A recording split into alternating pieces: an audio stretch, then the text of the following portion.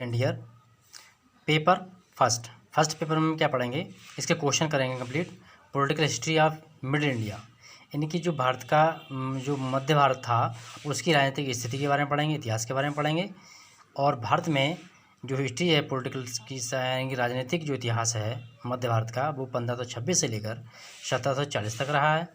ये question paper आपका 100 mark का होगा, यानी कि 100 नंबर का होगा।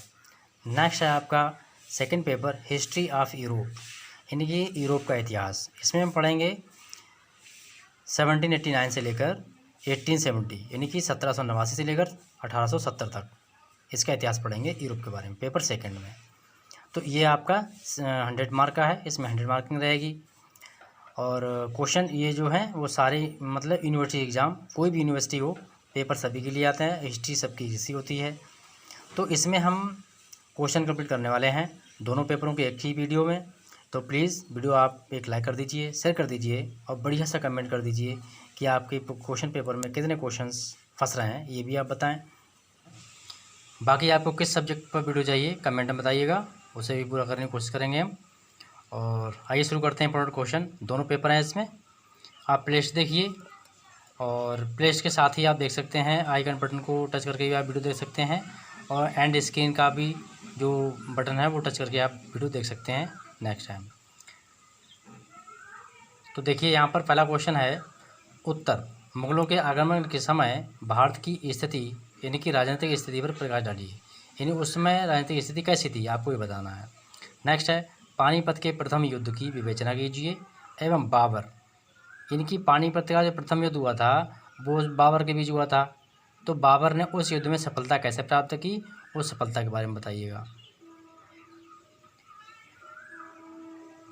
अगला क्वेश्चन है, अकबर की राजनीति कौन सी, राजपूती नीति का परीक्षण कीजिए। नेक्स्ट है, औरंगजेब की धार्मिक नीति क्या थी, उसकी व्याख्या करिए। इसका मुगल साम्राज्य पर क्या प्रभाव पड़ा। औरंगजेब की धार्मिक नीति, अगर आपने ये क्वेश्चन आपको कंफ्यूज कर रहा है तो औरंगजेब के बारे में मैंने हिंदी में लिखा है, एंटर में करेक्ट डाला है इसमें, वहाँ से आप इसको देख सकते हैं।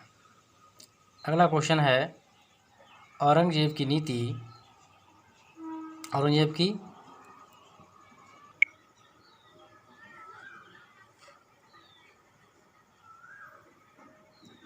क्वेश्चन है, औरंगजेब की दक्षिण नीति पर एक निबंध लिखिए कि दक्षिण नीति क्या थी। नेक्स्ट है, औरंगजेब ने अपनी मृत्यु से पूर्व ही मुगल साम्राज्य का स्वयं ही विनाश कर दिया, इस कथन को आप स्पष्ट करिए, यानी कि इस कथन के बारे में आपका क्या विचार है। नेक्स्ट है हमारा, छत्रपति शिवाजी के शासन व्यवस्था की व्याख्या कीजिए, साथ ही उनके शासन में जो व्यवस्था थी वो कैसी थी या प्रजा कैसी थी। ठीक है। अगला क्वेश्चन, मराठों के उत्थान एवं पतन के कारणों की व्याख्या, यानी कि जो मराठा शक्ति थी वो उत्थान उनका कैसे हुआ था, यानी कैसे बढ़े थे वो, और पतन और उनका विनाश कैसे हुआ, ये आपको बताना है। अगला क्वेश्चन है, अहमद शाह अब्दाली के साथ यानी युद्ध मराठों के लिए घातक था, इस कथन की व्याख्या कीजिए। अगला क्वेश्चन है, मुगलों के केंद्रीय व प्रांतीय शासन व्यवस्था की व्याख्या कीजिए। अगला क्वेश्चन है, मुगल काल में हुई कला साहित्य की प्रगति पर आप एक निबंध लिखें। अगला क्वेश्चन है, मुगल काल में वास्तुकला के विकास का वर्णन करिए। नेक्स्ट क्वेश्चन की बात करते हैं हम, तो मध्यकालीन भारतीय इतिहास जानने के ऐतिहासिक, साहित्य व पुरातात्विक स्रोतों की व्याख्या कीजिए या उनका वर्णन कीजिए।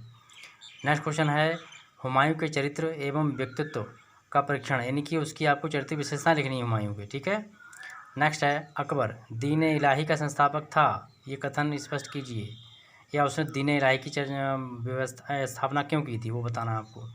नेक्स्ट, शाहजहाँ को पुत्रों में राज सिंहासन संबंधी युद्ध के कारणों व घटनाओं का वर्णन कीजिए, यानी कि जब शाहजहाँ के बाद जो उनका राज सिंहासन था उसमें आपस में पुत्रों में क्या ऐसे युद्ध हुआ था, क्या घटनाएं थी वो बताना है। इसमें औरंगजेब की सफलताओं के क्या कारण थे, इसमें औरंगजेब कैसे सफल हुआ, तो कहने मतलब हुआ जो औरंगजेब था वो शाहजहाँ का पुत्र था। नेक्स्ट है, शाहजहाँ का शासन काल मुगल काल का स्वर्ण युग कहा जाता था, तो इसकी आप व्याख्या करें। इटली के एकीकरण में कैमूर के योगदान को बताइए या कैमूर के योगदान का मूल्यांकन कीजिए। नेक्स्ट है, जर्मनी के एकीकरण में बिस्मार्क की क्या भूमिका थी, ये आपको बताना है। नेक्स्ट है क्रीमिया की कीचड़ में नवीन इटली का जन्म हुआ कैसे, यानी क्रीमिया का जो जन्म हुआ है, क्रीमिया कीचड़ थी उसमें इटली जन्म हुआ था, कैसे हुआ तो आपको बताना है। अब हम पहला क्वेश्चन, अब इसमें हम क्रांतियों की बात करेंगे। 1789 की फ्रांसीसी क्रांति के विभिन्न कारणों की आप व्याख्या कीजिए। फ्रांसीसी क्रांति यानी कि 1789 के दार्शनिक कारणों की मतलब व्याख्या कीजिए। नेक्स्ट है सन 1789 में से 1791 तक की राष्ट्रीय सभाओं की व्याख्या कीजिए। ये राष्ट्रीय सभाओं की क्रियाविधि कैसे हुआ करती थी। नेक्स्ट है इसी में डायरेक्टरी के कार्यों का मूल्यांकन कीजिए।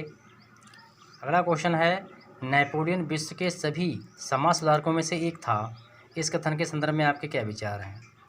तो प्रथम रूप से नेपोलियन द्वारा किए गए सुधारों की व्याख्या, ठीक है। अगला है महाद्वीपीय व्यवस्था के विषय में आप क्या जानते हैं और इसको किस प्रकार लागू किया गया था। अगला क्वेश्चन है स्पेन के नासूर ने मेरा अंत कर दिया, ये किसका कथन है, नेपोलियन का। तो इसने क्यों कहा था, कारण क्या था वो आपको बताना है। नेक्स्ट है नेपोलियन की शक्ति के पतन के प्रमुख कारण क्या थे, यानी नेपोलियन शक्ति किस प्रकार से उसका पतन हुआ, उसके कारण क्या रहे वो आपको बताना है। किन सिद्धांतों को अपनाया और वियना कांग्रेस के निर्णयों का व्याख्यान कीजिए या उसका वर्णन करिए। सन 1815 यानी 1815 से 1825 ईस्वी के मध्य यूरोप की संयुक्त व्यवस्था की क्रियाविधि या फिर प्रणाली का आलोचनात्मक परीक्षण कीजिए, ठीक है। नेक्स्ट है मैटरनिख के जीवन व उसकी उपलब्धियों का मूल्यांकन, यानी उसके द्वारा किए गए कार्यों को समझाना है, आपके लिखना है। मूल्यांकन करते हुआ मतलब आंकलन करना है और उपलब्धियां होती हैं उसके द्वारा किए गए कार्य।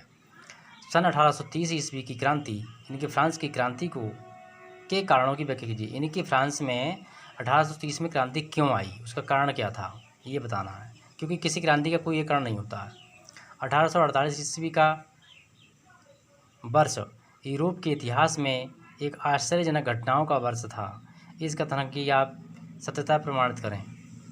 नेक्स्ट है लुई फिलिप की विदेश नीति का वर्णन करिए या फिर लुई फिलिप जैसे की विदेश नीति क्या थी।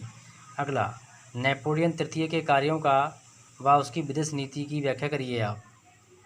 नेक्स्ट है इटली के एकीकरण में कैमूर के योगदान का मूल्यांकन करिए, क्या मूल्यांकन था उनका, क्या योगदान था। नेक्स्ट है जर्मनी के एकीकरण में बिस्मार्क की क्या भूमिका थी।